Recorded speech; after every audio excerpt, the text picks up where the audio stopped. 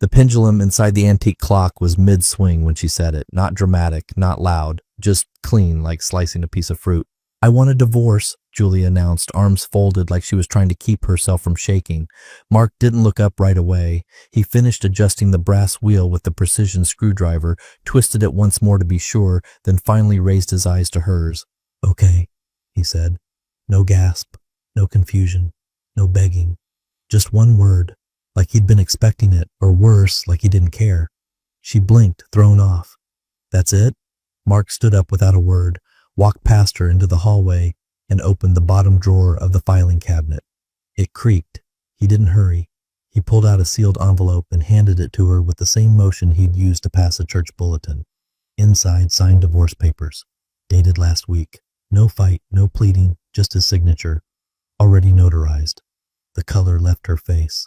You could almost see the script she'd rehearsed die mid-sentence. Her lips parted, but no words came. For the first time in years, it was Julia who didn't know what to say. He just nodded once and said, "You said it first. If you're listening to this, take a second to subscribe. Most don't, and it honestly helps more than you know. Keeps the stories coming. Helps the team behind them keep pushing." She held the papers like they were radioactive. Her hands trembled slightly. Not enough for her to admit it, but enough for him to notice. She had expected resistance, emotion, maybe a breakdown, but not this, not calm, and definitely not preparedness. "Wait," she said, scanning the date again. "You signed these last week?" Mark just returned to his clock as if her question was rhetorical. The ticking filled the silence like an old metronome mocking the beat of a fading marriage. "You knew?" He tilted his head. "You've been dialing down your affection like a thermostat in a guest room no one uses. I assumed you were either plotting an exit or developing a personality disorder. This seemed more probable." Julia opened her mouth to lash back, but nothing clever came out. That, too, was unusual. She always had something, a jab, a snide remark, an upper hand. Not today. "This isn't how people react," she said quietly. Mark raised an eyebrow. "Maybe not the people you rehearse with." She flinched. That one landed. He wasn't supposed to know. Not about Denise, not about the wine-fueled pep talks over speakerphone while he watered the azaleas outside the kitchen window, not about the smug advice on how to break him without looking like the villain. But he did. He'd known for months, maybe even a year. Knew that Denise had never liked him, always saw him as some boring artifact from a simpler time, useful, loyal, but ultimately forgettable.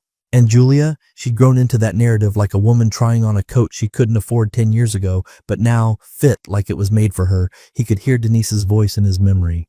"Tell him you want a divorce. He'll beg. Trust me, men like him always do. They crack under pressure. Then you've got all the leverage." Julia hadn't noticed the way his routines had changed. The late nights in the garage, not the office. The missing folders from the bookshelf. The quiet calls to people she didn't know he knew. People who lived in states with better trust laws and fewer reporting requirements. He didn't yell when she asked, didn't even ask why. He'd already mourned the death of their marriage when she started calling him Mark instead of Han. When she stopped laughing at his jokes. When she came home from her Pilates class and smelled like men's cologne she couldn't name. So no. He didn't react. He executed. Julia's breath caught. So what now? He looked up from the gears and springs of the clock, met her eyes with a stillness that unnerved her more than any tantrum could have. "Now," he said, "you get what you asked for, and I get the rest of my life back." That's when the antique clock chimed. Once, twice, then silence. It was the way she laughed that did it, not Julia, Denise. That nasal, condescending laugh that always managed to hit just the right frequency to make Mark feel like he'd stepped in something and tracked it through the house. He wasn't even eavesdropping that day. He had gone into the kitchen to fix the sink cabinet door, same cabinet Julia said she'd call someone for months ago. Of course she hadn't. She didn't ask him to fix things anymore. Not because she didn't need them fixed, but because she didn't want to admit he was still useful. He was crouched behind the island when her voice floated in from the patio. Phone on speaker, glass of wine in hand, Denise chirping through the airwaves like a parrot on caffeine. "I'm telling you, he'll fold," Julia said. "He always does, when I'm serious. Remember when I threatened to go to that writing retreat alone? Oh, please, Denise laughed. You've got him wrapped around your finger. Just push. He's one of those silent types. Stews in the corner, apologizes the next day. He'll cry maybe, if you're lucky. Mark tightened the hinge. Not a muscle moved in his face, not even a blink. He's not going anywhere, Julia added. He doesn't know how. That night, Mark sat alone in his study, the blue folder open on the desk. Inside were the first steps. The cabin in the Adirondacks, the one her family always bragged about at Christmas, was now titled under a Shell LLC based in Wyoming. The name on the document, not his, not hers. Just a quiet little company with an operating agreement that left no loose ends. Next came the investment accounts, the ones they never discussed. Julia never cared for numbers. Just comfort. Mark, on the other hand, had spent decades working in quiet corners of the tech sector, consulting on back-end infrastructure for companies most people never heard of, but which now powered most of their daily lives. He had taken the slow road, conservative funds, dividend stocks, no crypto, no noise, boring, solid, invisible. Now all of it was being rerouted, not hidden. That would be illegal, but protected. Shifted into trusts that Julia couldn't crack, not without keys she didn't know existed. He didn't do it with anger. He did it like a man packing a parachute. He remembered the time she forgot their anniversary, the excuses. I've just had so much going on, Mark. Work, the charity auction, Denise is going through stuff. Always Denise, like a virus embedded in their marriage. It had started with Pilates, then book club, then girls' weekends. The last one had run 5 days and returned with Julia wearing perfume she said was a free sample but didn't remember the name of. He didn't accuse, he documented. There was no confrontation, no drama, just quiet shifts, names removed from titles, beneficiaries updated, a few notarized forms sent through certified mail to offices and places with better tax codes and fewer questions. The next morning he made her coffee, just the way she liked it. Almond milk, 2 stevia, cinnamon on top. She didn't thank him, didn't even look at him. She was already texting. He watched her thumbs move over the screen like she was solving something urgent. Probably wasn't, but the way her smile curved as she replied to someone, not him, said more than any confession could. Later that week, she accidentally forwarded him an email meant for Denise. Subject. His reaction was nothing. I feel like I'm married to drywall. He didn't reply. Instead, he'd booked a consultation with a lawyer whose client list didn't include divorces, only people who wanted to make sure their legacies ended exactly where they intended. Mark walked into the office with a paper folder and walked out with a plan. That night, Julia kissed his cheek while passing behind him on the couch, a reflex more than affection, like petting a dog who might growl if ignored. Mark turned off the TV, walked to the hallway closet, pulled out an old metal box. Inside, the deed to the rental duplex in Colorado. She never asked about it, never cared that he'd bought it in his own name before they were married.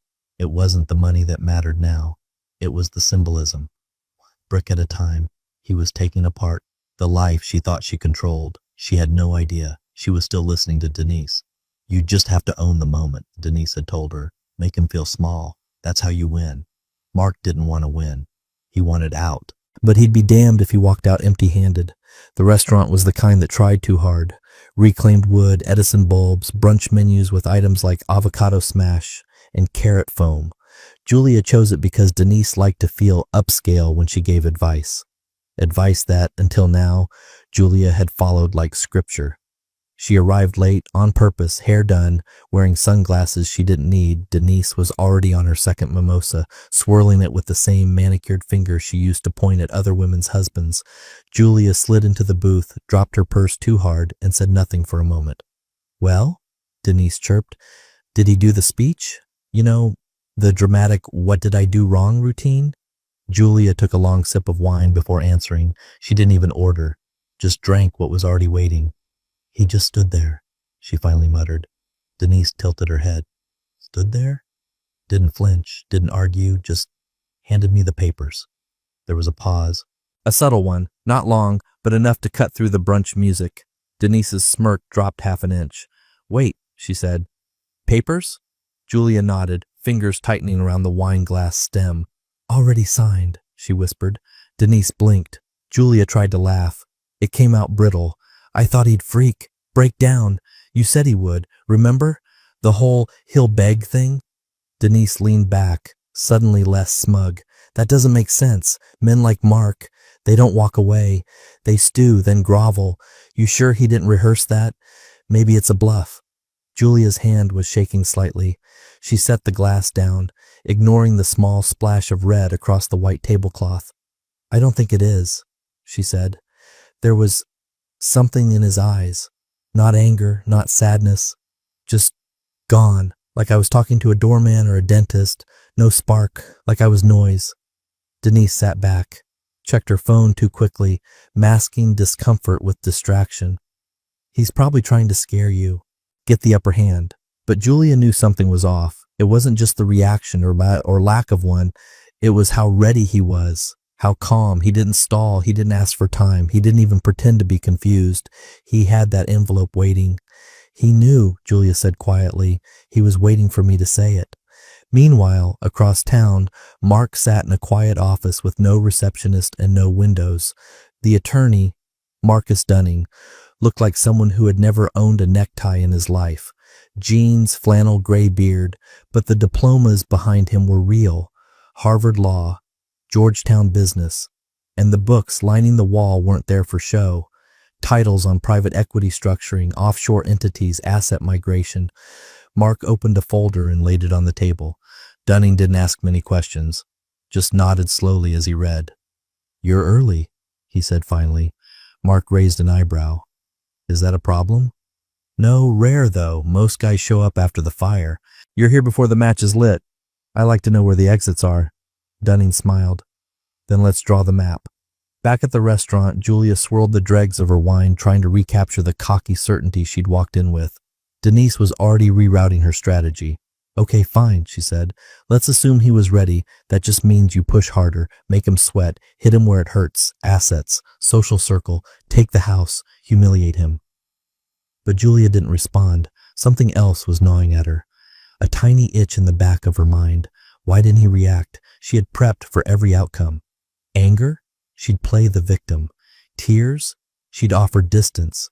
Rage? She'd twist it into justification. But this void? She wasn't prepared for that. Denise leaned in, voice low. You have to make it messy. That's the only way to break a man like that. Quiet types only snap when the walls start closing in. Julia nodded slowly, but something inside her shifted.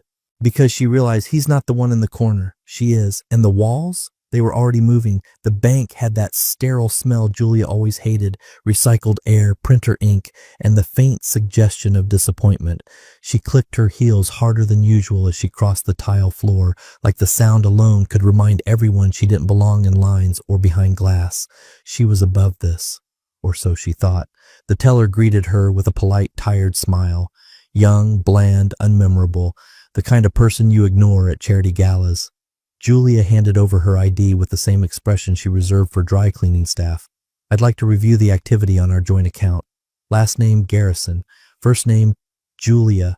My husband, Mark, should be on it as well. The girl typed, clicked, squinted, then frowned. I'm not seeing any active joint accounts under your name, ma'am. Julia straightened. That's impossible. It's been our primary for 20 years. More typing. Then the girl turned her monitor slightly, showing the screen like it was a second opinion. It was closed 6 months ago, she said carefully. According to the system, it was closed by mutual request. Both parties signed off. Julia blinked. Excuse me? The girl nodded. We have documentation on file, dated June 12th. Signatures from both of you. Julia's voice dropped into that cold register she used when she wanted to control a room. I never signed anything. The girl hesitated. It was submitted digitally. We have the records. Julia didn't wait for a printout. She spun on her heel and marched back to her car. Her pulse was up. Her skin felt tight. Too hot. June 12th. 6 months ago. What else had he done back then? When she got home, Mark was in the backyard, trimming the hedges. Calm. Routine. Like the world wasn't fraying under her heels. She didn't wait. Just burst through the patio door and spat it at him. The bank says you closed our joint account 6 months ago. What the hell did you do? He didn't even look surprised. Didn't even pause his snipping. I've been listening for a while, he said. I just finally acted. Her mouth opened and closed. What does that mean? Mark turned to face her, clipper still in hand. It means you've had one foot out the door since last Thanksgiving. I just moved the rug so you wouldn't trip on the way out. She stood there, stunned. Then, like a machine rebooting, she grabbed her phone and stormed back inside, slamming the door with just enough force to make it personal. Her lawyer picked up on the second ring. Gavin, I need you to pull the titles. All the properties, now. He sounded confused. Julia, you sure you want to? Now, Gavin, everything we own, every property in both names. Something's wrong. She didn't wait for a reply. An hour later, he called back. I've got the reports, he said. You're not going to like this. Try me. Well, first off, the investment condo downtown transferred into an LLC in March, owner listed as Griffin Valley Holdings. Mark's name is attached to the trust behind the LLC. You're not. That was in my name. Was, Gavin said. She gripped the counter. The lake house? Same story. Different LLC, different trust. All legit. Dates check out. Clean paperwork. Any properties left in both names? Just the primary residence. Everything else is gone. Julia stared at the tiles. The grout lines blurred. She felt like she was standing on a cliff made of sand. How long's he been planning this? She asked, barely audible. Looks like a year, maybe more. She ended the call. Later that night, Mark reheated soup. Chicken and rice, nothing special. The kind he used to make when she had migraines. He placed a bowl in front of her without asking. She didn't touch it. He sat down across from her, folded his hands, and stared at the table. I thought we had rules, she said, not looking up. We did, he replied, until you changed the game. Julia finally raised her eyes. You ambushed me. No, Mark said calmly. I watched you prepare your speech. I gave you the stage, then I walked out the back door while you were still adjusting your spotlight. She wanted to scream, wanted to break something, but there was no scene to make, no one to play to, just the sound of the spoon in his bowl and the creak of her own chair as she sat back. Outside, the sprinklers clicked on, and for the first time in her adult life, Julia realized she didn't know whose name the water bill was under. The call came mid-morning, just as Mark was finishing a run. He let it buzz twice before answering, breathing steady, towel over his shoulder. His daughter's name lit up the screen. Emily, in her usual no-nonsense font. He almost smiled. Emily never called without a reason. Hey, sweetheart, he said, wiping sweat from his neck. Her voice was gentle but edged. Hey, Dad, do you have a minute? He did. He always did for her. Of course. There was a pause, then, Mom says you're freezing her out, that you're treating her like the enemy. Mark let the words sit a moment before responding. I'm not punishing her, he said carefully. I'm just finished pretending we're something we're not. Emily didn't respond right away. He could hear cars in the background, maybe her apartment window cracked open. I mean, she said finally, she sounded pretty upset. Mark nodded to himself. She's upset because I didn't give her the performance she rehearsed for. That's not cruelty, Em. That's restraint. Another pause. Longer this time. Did you two talk about any of this before? She asked. We talked, Mark said. Or at least I did. She smiled, nodded, and changed the subject. Emily sighed. You always stayed so calm. Maybe she thought you weren't unhappy. She thought I was wallpaper, but I was a mirror. There was a faint laugh on the other end. Surprised, maybe even impressed. Emily had always thought of him as solid, predictable, but not dull.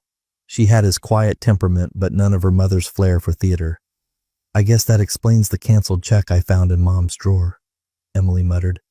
She was trying to send me airfare for a visit. Mark raised an eyebrow. You're not coming? No, I told her she needs space. He didn't expect that. That's mature of you. I've seen enough growing up. I can spot a mess when it's still wearing makeup and pretending it's a party. Mark smiled faintly. You're smarter than we were at your age. Maybe. Or just tired of the noise. When they hung up, he sat in the shade of the porch, watching a cardinal flick its wings near the bird bath. The quiet wasn't lonely. It was earned. Julia found out 2 days later. She was pacing near the dining room window, phone pressed tight against her ear. Her eyes darted as Emily spoke. Short, clipped replies Julia wasn't used to. She kept turning, hoping to spot a crack in the conversation. None came. Then, "Fine," Julia snapped. "Enjoy your silence." Click. She stared at the phone for a moment like it had betrayed her. Then, in a single motion, she flung it across the room. It hit the wall with a thud, bounced off a canvas print of a Tuscany vineyard, the one Mark had always hated, and landed in a ceramic bowl filled with unused potpourri. The silence that followed wasn't cinematic. It was clinical, like an empty hotel room after checkout. She stood there, jaw clenched, waiting for Mark to walk in and ask what was wrong. He didn't. He was out. Not physically. He was in the garage, organizing old tools by function, not by how they looked in a drawer. But he was gone in all the ways that mattered. Julia picked up the phone. Cracked screen, battery blinking red. She scrolled to Emily's messages. The last one was curt. "Mom, you need time. I'll visit when things settle." No emojis, no soft sign-offs. Even her daughter was stepping away. Not with drama, but with that same quiet precision Mark had always wielded. And for the first time, Julia realized the house wasn't empty because people left. It was empty because they'd stopped coming back. She sat down at the edge of the couch, hands limp in her lap, staring at the wall like it might blink first. No tears, no speeches, just a woman alone in a room full of choices she made and consequences she never thought would arrive. In the hallway, the antique clock ticked on, still working, still keeping time, just not for her anymore. Courtrooms smell like paper and anxiety, the beige walls, the hum of fluorescent lighting, the squeak of shoes on vinyl. It all hums with quiet dread. Julia sat at the plaintiff's table, crisp in a charcoal suit she'd borrowed from a boutique friend. Her heels tapped the floor like a metronome of control. Across from her, Mark sat motionless, suit unremarkable, expression unreadable. Not smug enough to gloat, but too still, like a man who already knew the outcome. Her attorney, Gavin, straightened his tie a third time. He'd been confident a week ago. Cocky even. "We'll go for equitable distribution. You're entitled to half of everything, Julia. Maybe more, depending on his response." Now Gavin's eyes darted toward the opposing table with the unease of a man preparing for surgery with the wrong tools. "Your Honor," he said, rising to his feet, "we're requesting full and immediate disclosure of all marital assets, investment accounts, retirement funds, property titles, business interests, trust documents, and any known offshore accounts. As of this filing, we have not received adequate transparency from Mr. Garrison's legal counsel." Across the aisle, Mark's lawyer, a woman named Val Sinclair, didn't stand immediately. She flipped open her folder with deliberate ease like this was a grade school presentation. "Your Honor," she said, rising, "we anticipated this motion and have prepared full documentation for the court's review." She handed the bailiff a thick, bound folder. No binder clips, no messy printouts. Every page numbered, every signature visible, every transfer date time-stamped. The judge opened it. The room fell into that hushed hum only courthouses can produce. Muffled breath, shifting chairs, the faint scribble of a clerk's pen. Page after page, the judge flipped. Transferred, retitled, shielded, irrevocable. Gavin leaned toward Julia, whispering, "These are pre-separation." "What?" she hissed. Val spoke again, voice clear and surgical. "All transfers were executed no less than 6 months prior to Mrs. Garrison's divorce request. Properly documented, properly notarized. The LLCs are all in good standing, and the trusts have independent beneficiaries, none of which include Mrs. Garrison." Julia stood abruptly. "But he knew I was going to file. He knew." The judge glanced at her, then back to Mark. "Mr. Garrison," he said, "were you aware your wife was considering divorce when these asset transfers were made?" Mark stood, buttoning his jacket. "I suspected, Your Honor."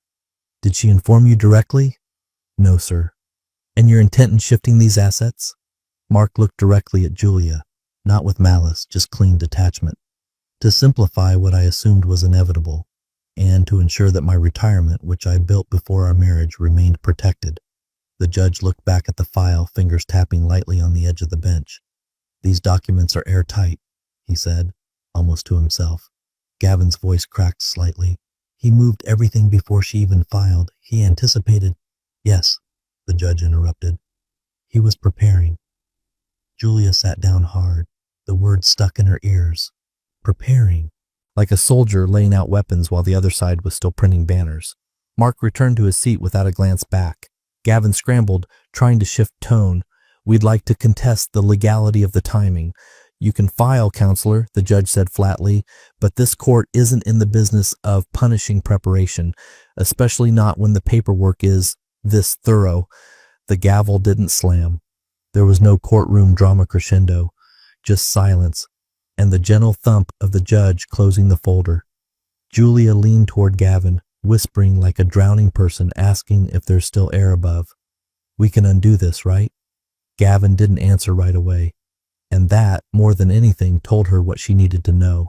She turned to look at Mark. He didn't smirk. He didn't shift. He simply stared at the floor like a man waiting for the elevator to reach his floor. Not defeated, not defensive, just done. The mediation room had no windows.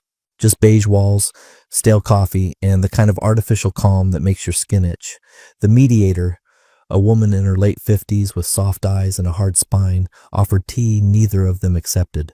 Julia sat rigid in a tailored blazer, arms crossed so tightly it looked like she was holding herself together by force.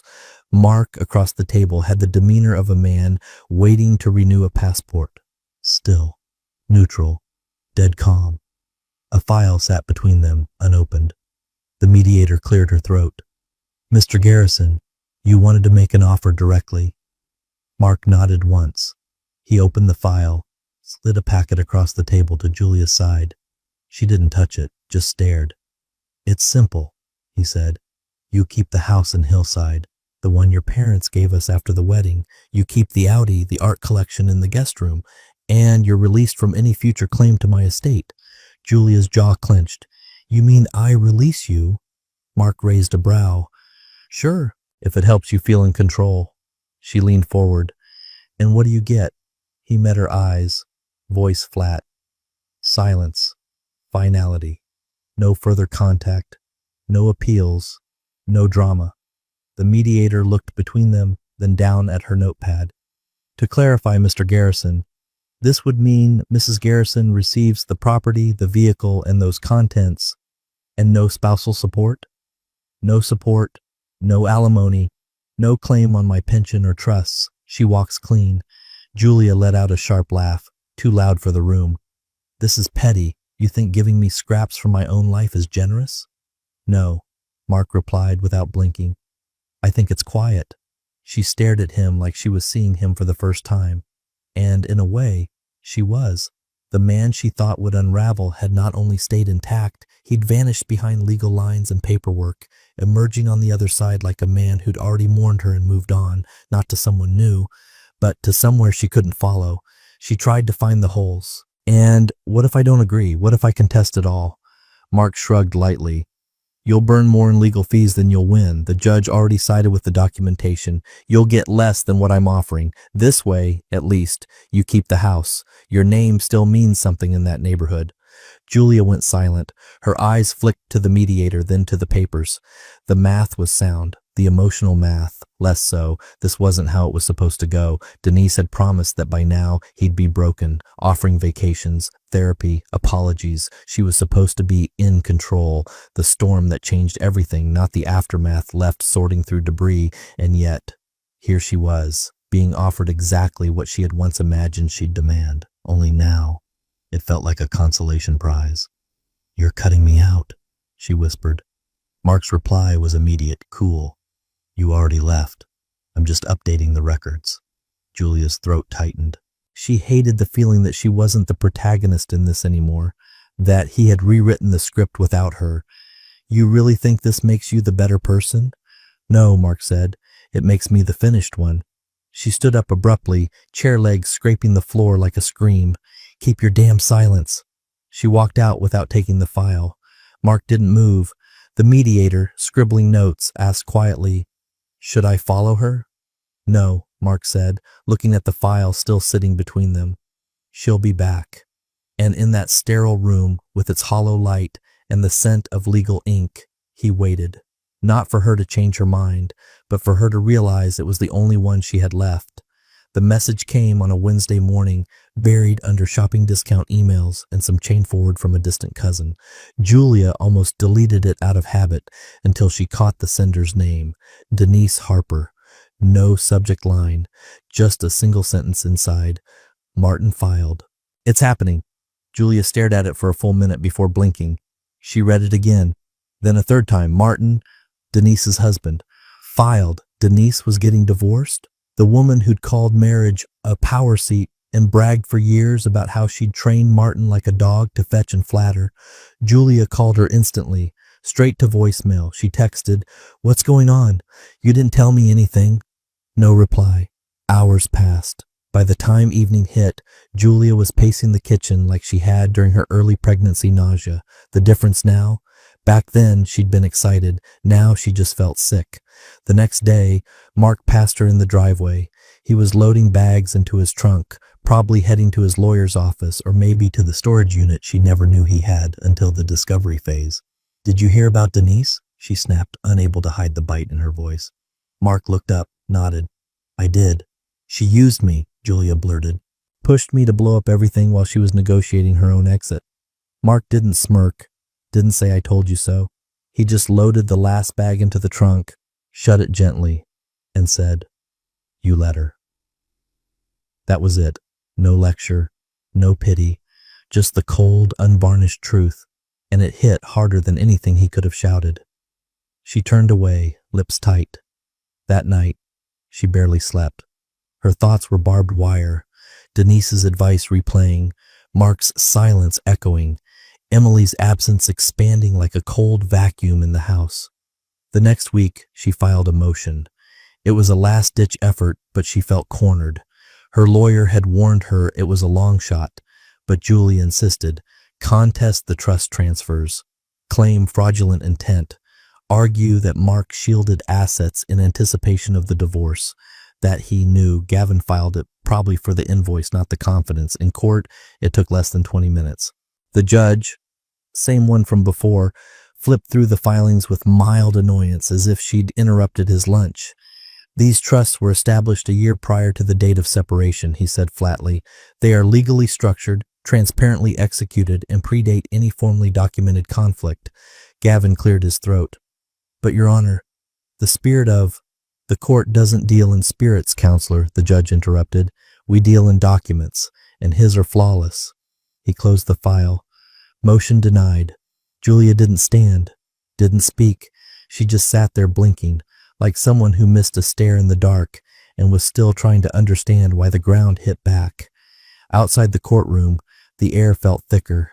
Her suit itched. She pulled at the collar like it was choking her. Mark walked past with Val, his attorney, nodding politely at Gavin but not acknowledging Julia at all. He didn't have to. She wasn't part of this story anymore. And that's when it sank in. Denise had used her to jump first, shield herself, get ahead. Julia had walked into fire thinking it was a bonfire party, laughing, wine in hand, burning everything behind her without checking if she had a way forward. Now she was alone. No legal wins, no property leverage, no daughter visiting. And her friend, the one who whispered the divorce was a power move, was playing the victim in her own freshly drafted proceedings. Julia stood outside the courthouse in stiff heels, watching a couple exit hand in hand. The woman leaned into her husband's shoulder, laughing. That used to be Julia. 10 years ago, 20, now she was just a woman blinking in the sun, wondering how so many choices could look like control, right up until they weren't. The conference room was quiet, but not tense.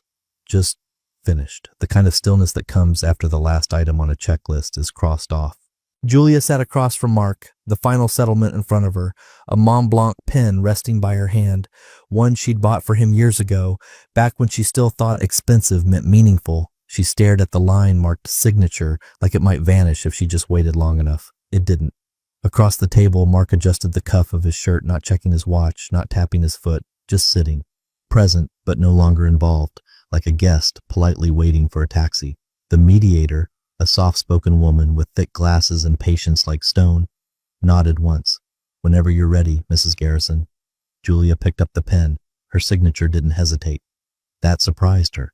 It came out neat, legible, the way she used to write checks for charity events, back when she thought their names mattered in the town paper.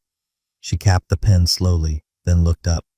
"It doesn't have to end like this," she said quietly. Mark didn't react right away. He folded the document, slid it back across the table, then met her eyes, calm as glass. "It already did," he said. "We're just filing the paperwork." She swallowed. "We could—" "No," he cut in, not unkind, but firm. "No more lies. No more scenes." Julia's throat tightened. "You think I lied to you the whole time?" He didn't answer that. He didn't need to. Instead, he stood, adjusted his coat, and turned to go. She rose with him, instinctively, wanting to say something, fix something, hold on to something. "Mark," she started, but he held up a hand without turning around. Not aggressive, not rude, just done. She stopped mid-sentence. The words fell back into her throat and stayed there like stones. He walked out of the room, his steps unhurried, like a man leaving a hotel room that wasn't his anymore. No look back, no hesitation. Later that evening, the house was quiet when he returned. Not their house, his house now, legally, officially. The silence didn't feel heavy. It felt earned. He walked into the bedroom. Her side of the closet was still open, some empty hangers swinging faintly, a blouse she left behind dangling on a hook. He reached up and gently closed the door. No slamming, no symbolic gesture, just the soft click of wood meeting wood, like a chapter ending without applause. He sat down on the edge of the bed, pulled off his shoes. The window was cracked slightly. Outside, he could hear the wind brushing through the trees, the same sound that had once made Julia smile when they first bought this place. She used to say it sounded like the house was breathing. Now she'd be sleeping in the house she'd grown up in, the one her parents left her. It was hers again, officially. She got what she wanted, at least, what she thought she wanted. And he didn't feel triumphant, just clear. He leaned back against the headboard, staring at the ceiling, letting the quiet settle around him. There had been no final fight, no emotional crescendo, just a signature and a hand held up to stop the noise before it started. It wasn't peace, exactly, but it was something close. It was the end. It was one of those spring evenings that begged to be remembered. Soft breeze, golden light, the scent of cut grass and overwatered flower beds. Julia stood at the edge of the neighborhood cul-de-sac, a glass of wine she didn't want in her hand, making tight small talk with people she used to impress, people who used to envy her. Now they just smiled politely, warm but distant, the way you'd smile at someone in a waiting room, courteous but not invested. The homeowner, Carol, leaned in midway through a conversation about community garden renovations and said, "Did you hear what Mark did?" Julia's spine stiffened before she could stop it. "Mark?" Carol nodded, swirling her Chardonnay like the news wasn't about to split the world open. "Big donation. Veterans Housing Project upstate. Quiet but generous. My husband says it's all in a foundation now." Another woman chimed in from behind the cheese tray. "Yep, Garrison Trust. No one saw it coming. Not flashy, just final." Julia's wine glass hovered near her lips. "Wait, he gave it away? All of it?" "Most, from what I hear," said Carol. "He didn't keep the rental properties or the brokerage funds, liquidated them, put the entire package under the nonprofit. Apparently, his daughter helped file the paperwork." Julia blinked. "Emily?" "Mm-hmm. She's on the board, runs the administration." Someone chuckled. "You never really know people, do you?" That one stung more than she let on. She stayed for 10 more minutes, just enough to avoid suspicion. Then she handed Carol the untouched wine, smiled a little too brightly, and slipped away down the street with her purse clutched too tightly under her arm. She walked home in silence, passing the same houses she used to show off during dinner parties. The tree-lined sidewalks that once framed a life built on curated impressions, a marriage that looked good from the outside, tasteful lighting, the right car, perfect seasonal wreaths, but was already hollow when she thought she still owned the story. Inside her home, the air felt wrong, not stale, just off, too still. The living room smelled faintly of furniture polish, like someone had cleaned for guests who never came. She sat on the edge of the sofa, pulled off her heels, stared at the bookshelf across the room. There was a photo of her and Mark from 10 years ago. Napa, a wine tour. She was wearing that straw hat she thought made her look mysterious. He had one hand on her shoulder, eyes squinting against the sun. She hadn't thrown the picture out. Not yet, maybe because deep down she hadn't thought it was over. Maybe she thought time would unravel his calm and make him reach out, explain, regret, but he hadn't. Instead, he'd erased her name from the paper trail, and from the narrative, he'd given it all away, not to another woman, not even to himself, but to something permanent, something that would live past him and past them and their daughter, the same girl Julia thought would eventually come around. She wasn't circling back. She was building something new with him. Julia leaned back on the couch, staring at the ceiling, trying to remember the last thing she'd said to Mark that hadn't been a tactic, a jab, or a lie. She couldn't. The walls felt thinner now.